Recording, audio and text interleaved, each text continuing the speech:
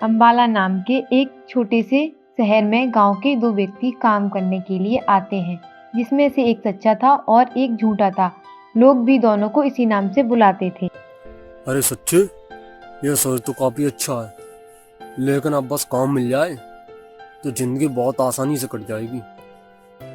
हाँ झूठे, हमें अब जल्दी से कोई काम ढूंढना होगा। अरे ढूंढने की क्या जरूरत है, देख सामने फल वाले की दुकान, वहीं चलकर कोई काम मांगते हैं। हाँ बाबूजी बोलो, कितने किलो फल करूँ नमक लगा के? सेठ जी, हम यहाँ फल लेने नहीं आए हैं। तो क्या करने आए हो नमक लगा के?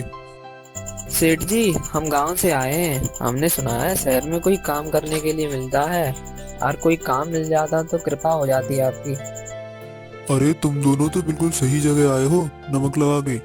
ये साइड में जो दुकान देख रहे हो ना, ये मैंने अभी अभी खोली है, पर इनको चलाने वाला कोई नहीं है। क्या तुम ये काम कर पाओगे नमक लगा के? हाँ हाँ सेठ जी, हम दोनों कर लेंगे। दोनों को उस बनिए की दुकान पर काम मिल जाता है। दुकान से रोजाना जितने रुपए आते थे, सच्ची ईमानदारी से वो दोनों सभी पैसे सेठ को दे देते थे। लेकिन झूठा दुकान से कुछ पैसे चोरी कर लेता था।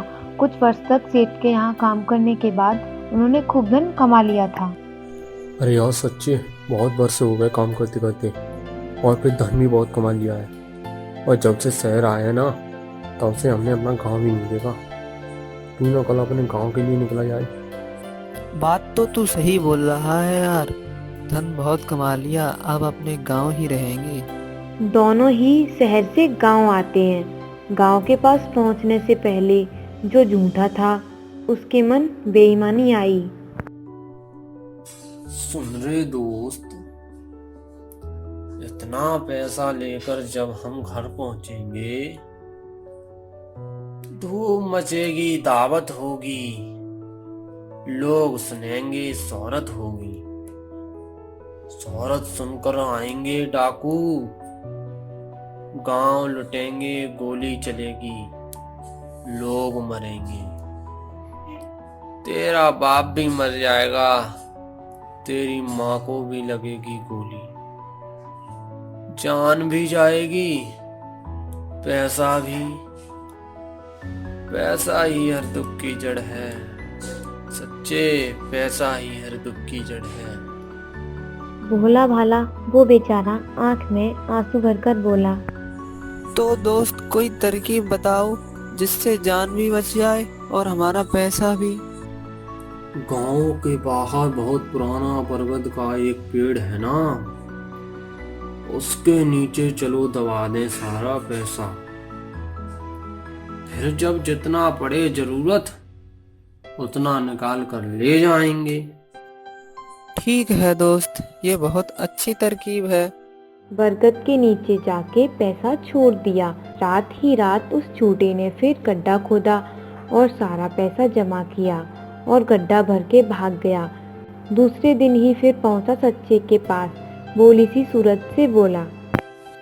बापू कुछ बीमार हैं कल से, घर में भी सख्त जरूरत है पैसों की, चलना सच्चे, बरगद से थोड़े कुछ पैसे निकालने। बूढ़ा बेचारे सच्चे को साथ लिए बरगद के नीचे आया और गड्ढा खोदा। कुछ न पाकर धार से रोया और चिल्लाया। हे भगवान, हे प्रभु, अब क्या होगा, हाय राम, मुझको दोस्त ने लूट लिया, लूट लिया, सच्चे ने मुझको लूट लिया, लूट लिया। सारा गांव जमा हुआ, पंचायत बैठी, झूठे ने इल्जाम लगाया। और किसी को पता नहीं था, बस सच्चा जानता था गड्ढे में कितना पैसा दफन किया है। मेरा भी तो गया है पैसा, मुझको तो कुछ भी मालूम नहीं। हैरान थे सब पंचायत वाले, कैसे उनका फैसला होगा। ओम हरि कहते कहते पंडित जी उस तरफ से निकले और पूछा। अरे भाइयों, क्या झगड़ा है? क्यों चौपाल पे जमा हुए हो? अरे पंडित जी, अब क्या ही बताएं, ये दोनों शहर से काम करके पैसे कमा के लाई थी, और दोनों ने पैसे बरगद के पेड़ के नीचे रख दिए। दूसरे दिन जब झूठा सच्चे के पास गया पैसे मांगने के लिए, तो दोनों ही बरगद के पास गए और वहां इन्हें पैसे नहीं मिले। और तो और ये बात किसी तीसरे को पता नहीं थी। अब आप ही बताइए पंडित जी कि इन दोनों का फैसला कैसे किया जाए। पंडित जी कुछ सोच के और कुछ खांस के बोले। अरे बूढ़े बरगद से ही पूछो, उन्होंने तो सब देखा होगा, वो सब सच सच बतला देंगे। बात समझ में आई सबके। अगले दिन का वक्त तय करके सारे घर लौट आए। झूठे को चिंता लग गई, कल क्या होगा। कल क्या होगा।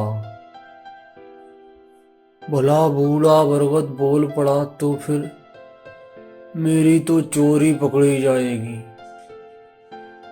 नहीं नहीं, ऐसा मैं नहीं होने दूंगा।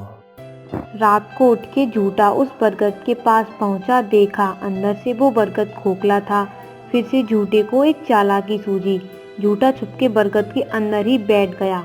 अगले दिन जब पंचायत वाले आए और बूढ़े बरगद से सरपंच ने पूछा, बरगद बाबा, तेरे चरणों में रखी थी दोनों की कमाई हुई पूंजी। इन दोनों के और आपके सिवाय किसी और को पता नहीं था। अरे बरगद बाबा, हमें बताइए कि किसने ये चोरी की है, किसने इतनी हिम्मत की। बताइए बरगद बाबा, किसकी इतनी हिम्मत हुई। मोटी सी आवाज बनाकर झूठा अंदर से बोला, इसमें संदेह की क्या बात है। वो आदमी जिसका नाम है सच्चा, उसने ही चोरी की है। उसी ने निकाले थे पैसे। सबने मुड़कर देखा, सच्चा पास खड़ा था। गुस्से में सच्चे ने बरगद में आग लगा दी और बरगद को बोला, बरगद झूठा है, बरगद झूठा है। फौरन ही सूखे बरगद ने आग पकड़ ली और शोले भड़क उठे। झूठा जलते जलते अंदर से कूदा और चिल्लाया, दोस्त बचाओ, बचा लो दोस्त, मैंने ही चोरी की थी। मैंने झूठ कहा था पंचों से, मेरे पास है सारे पैसे। सबने दौड़ के जल्दी जल्दी पानी डाला, आग बुझाई, बाहर लाए। बाहर लाते ही जल गए झूठे के दोनों पांव। कहते हैं ना, झूठे के पैर नहीं होते। झूठे ने माफी मांगी और सच्चे का हिस्सा लौटाया। आज भी दोहराते हैं लोग झूठे और सच्चे का किस्सा।